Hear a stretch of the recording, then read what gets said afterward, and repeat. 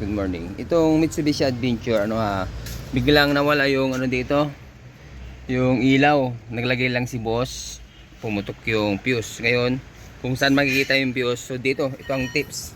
May fuse dito sa ilalim, pero dito makikita yung fuse niya. Tandaan nyo yan, para pag kaya pwede lang kayo nang gagawa. So ito, yan, itong 10 amperes, yan yung piston dome light. Check natin. Naka-ground, di ba? Yan Okay. Testing. Ito yun eh. May ilaw. Wala. So ito, palitan lang natin ang pisto. Galin natin. Okay, ito. Tapos yung fuse na pumutok. Okay. So ayun, makikita yung pumutok ko. Tulgin natin.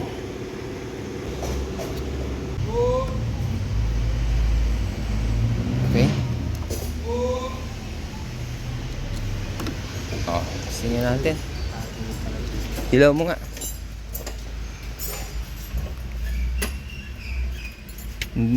Ayan Ayan So yun lang. So bali dyan makikita yung fuse ng dome light. Okay. Thanks for watching.